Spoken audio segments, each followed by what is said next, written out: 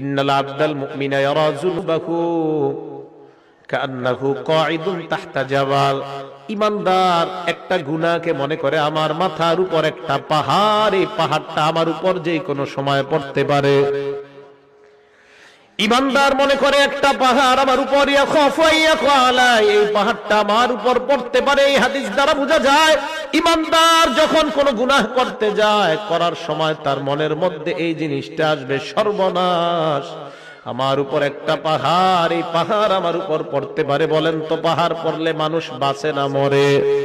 তাহলে একজন প্রকৃত ঈমানদার ছোট্ট গুনাহকে আওয়াজ দিয়ে বলেন কিসের মতো মনে করবে?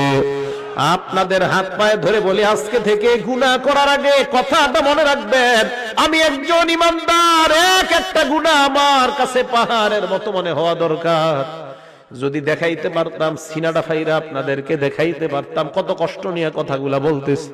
একজন ঈমানদারের উচিত গুনাহ করার আগে চিন্তা করা, আমার মাথার উপর একটা পাহাড়। আমি এই হাদিস পড়ে চিন্তা করি, সর্বনাশ, পাহাড় পড়লে তো মানুষ বাঁচে না, এর মানে একটা গুনাহ মানুষকে শেষ করে দিতে পারে, একটা গুনাহ। এবার নবী বলেন ওয়া ইন্নাল ফাজিরা, পাপাচার বান্দা ইয়ারা যুনুবাহু কাযুবাব মাররা আলা আনফিহি, পাপাচার বান্দা একটা গুনাহকে মনে করে মাছির মতো, নাকের সামনে দিয়ে চলে যায় একটা মাছি। যে মাছিটা নাকের সামনে দিয়ে যায় আবার আসে, কোনো কেয়ার করে না। একটা মাছি আমার সামনে দিয়ে গেছে, গুনাহকে কোনো গুনাহ মনে করে না। পাপাচার বান্দা গুনাহকে গুনাহ মনে করে না। গায়ে হলুদের অনুষ্ঠান করে কিছু মনে করে না, সাউন্ড বক্স বাজায় গান বাজায় কোনো কিছু মনে করবে না, বিশাল বড় বড় গানের পার্টি করবে কিছু মনে করবে না। তার কাছে মনে হবে একটা মাছির ডানা আমার সামনে দিয়ে যায় আবার আসে। বলেন তো যদি ঈমানদার হয় ওই গুনাহ কিসের মতো মনে হবে? মনে থাকবে নি? এবার শোনেন, নবী বলেন যদি গুনাহ হয়ে যায় আল্লাহর কাছে তওবা করো, আল্লাহ তোমার জিন্দেগীর গুনাহগুলো মাফ করে দিবেন। হাদিসের মধ্যে নবী উদাহরণ দিয়ে বুঝায়, লাল্লাহু আফরাহু বিতাওবাতি আবদিহি মিন রাজুল নাযালা মানজিলাত ওয়া বিহি মাহলাকা। কোন বান্দা একটা সফরে বের হয়, বের হওয়ার পর ওই বান্দা সফর করতে করতে অনেক দূর যায়, যাওয়ার পর হঠাৎ বান্দা এক জায়গায় বিশ্রাম নেওয়ার জন্য সফর বিরতি দেয়। হঠাৎ আশেপাশে তাকায় দেখে কোনো মানুষ নাই, ঘর নাই, ঘর বাড়ি কিছু নাই। যেই কোনো মুহূর্তে তার উপর কোনো হিংস্র প্রাণী আক্রমণ করতে পারে, অথবা কোনো ডাকাত দল তার উপর আক্রমণ করতে পারে। আশেপাশে তাকায় দেখে কেউ নাই, কেউ নাই। এবার ওই বান্দা, তার সাথে তিনটা জিনিস আছে। এক নাম্বার মাহু রাহিলা, তার সাথে আছে তার বাহন, বাহন।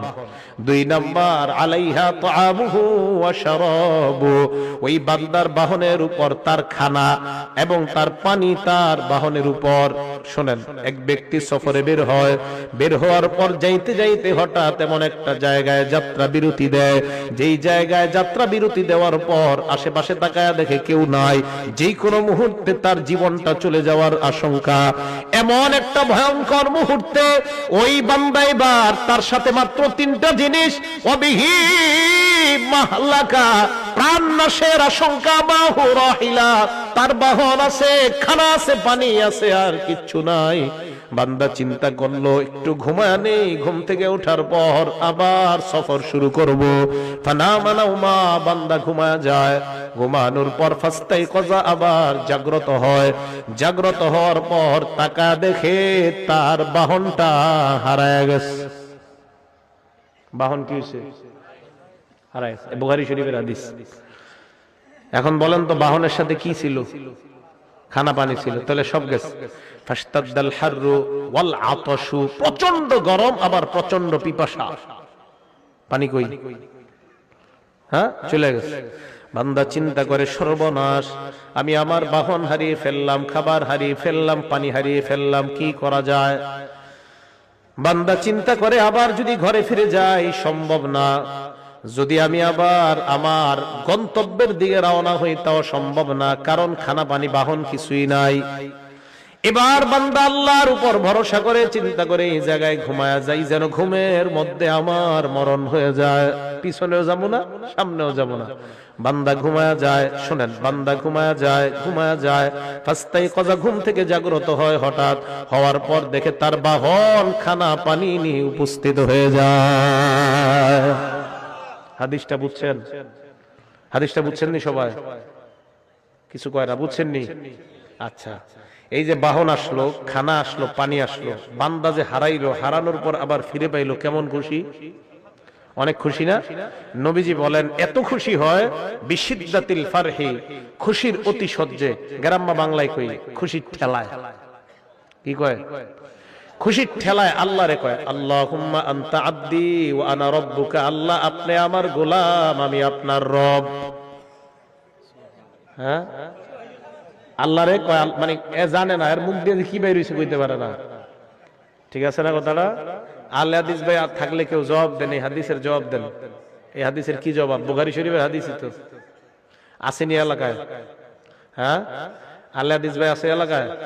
যদি থাকে এই হাদিসের জবাব কি? যে এই হাদিসে যে বান্দা আল্লাহরে কইল আপনি আমার রব, আমি আপনার, আপনি আমার গোলাম, আপনি আমি আপনার রব, কি জবাব? বিপদে পড়ে যাবেন।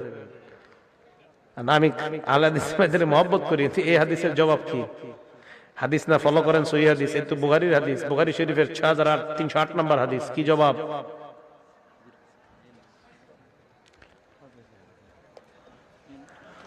এর মানে বোঝা যায় বান্দার মাথা ঠিক ছিল না, আল্লাহরে কি বলছে বান্দার মনে নাই।